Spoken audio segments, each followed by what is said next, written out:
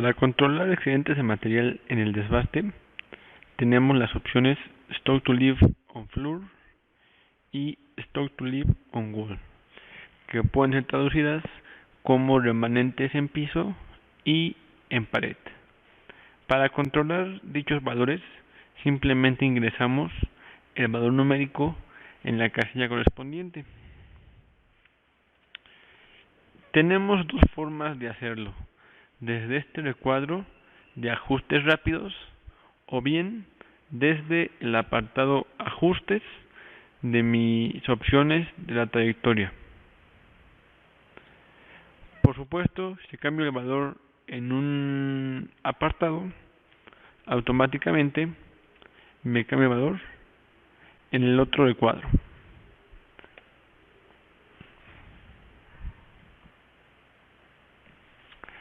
Cualquiera de los dos métodos o de las dos formas de controlar excedentes es correcta y depende del gusto del usuario. En el desbaste en 3D es importante controlar en todo momento el step over, que es la distancia entre cortes de la herramienta. En ocasiones es recomendable variar dicho parámetro, lo anterior, para controlar el remanente en mis superficies y hacerlo uniforme. En TopSolid lo controlamos con el parámetro dentro de la opción de altitudes.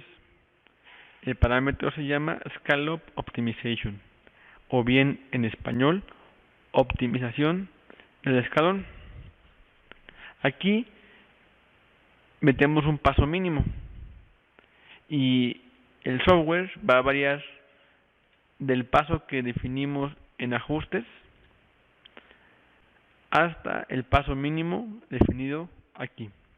En regiones donde calcule que sea conveniente disminuirlo para garantizar un material constante, lo va a hacer. Y en regiones donde la geometría se preste a usar el paso aquí definido, simplemente va a respetar el paso que previamente se estipuló.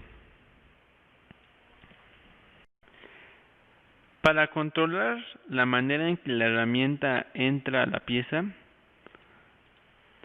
siempre que la pieza esté libre de material de la parte de afuera, es decir, que la herramienta pueda llegar desde afuera y empezar a cortar hacia la parte de adentro, siempre va a bajar de manera directa en Z, es decir, va a bajar primero completamente afuera de la pieza y va a empezar a cortar con la parte lateral de la misma. Lo anterior lo podemos corroborar en el apartado de penetración y retracción.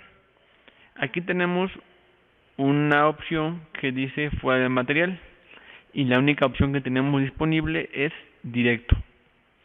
Es decir, si lo simulo, se vería algo así.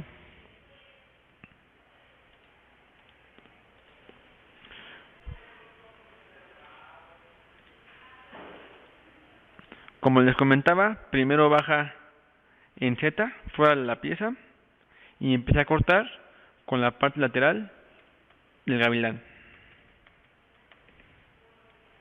Para una pieza como la que se muestra en pantalla, la manera más propia de hacer el desbaste es entrar desde el material y empezarlo a abrir de manera continua. Si hago un desbaste en TopSolid, por defecto lo va a arrojar siguiendo un patrón de hélice para penetrar el material. Aquí lo muestro para ejemplificar lo explicado. Como ustedes pueden ver, avienta la hélice.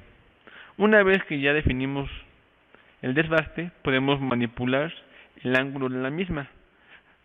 Esto con la intención de darle un ángulo adecuado y no dañar la herramienta. Para manipularla, nos vamos al apartado de ajustes y ahí buscamos la opción retracción y penetración. Dentro de la interfaz podemos encontrar que tenemos el radio de la hélice y bien el radio mínimo. El radio de la hélice es el radio que vamos a definir para hacer la hélice de manera inicial. Si por el material que tenemos es imposible hacer la hélice a este radio, va a empezar a calcular un radio adecuado hasta que lleguemos al radio mínimo para aventar la hélice. Es decir, puede hacer la hélice en este rango de valores. Posteriormente tenemos también el ángulo, que aquí depende de la herramienta. Podemos manipular el ángulo para hacer un desbaste seguro. También podemos controlar, en lugar del ángulo, el paso de la hélice y metemos un valor lineal para ingresar dicho parámetro.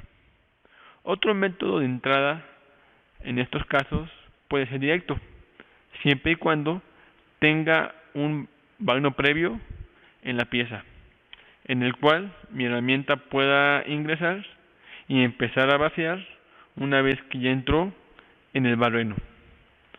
Fuera de este caso, este método puede ser inseguro para mi herramienta. Otro método que también es usual es el método en rampa, es decir, en lugar de generar una hélice, mi herramienta va a generar una rampa para empezar a cortar y abrir el material. Para modificar la entrada, igual me voy al apartado de retracción y penetración, y una vez dentro, activo la opción que les mostraba hace un momento y tengo dos maneras: el método de rampa convencional y un método de rampa en el cual yo controlo el paso de la rampa. Generalmente se utiliza controlar el ángulo. Por ejemplo, pongo un valor numérico y un valor lineal en el cual va a calcular el valor mínimo para hacer la penetración.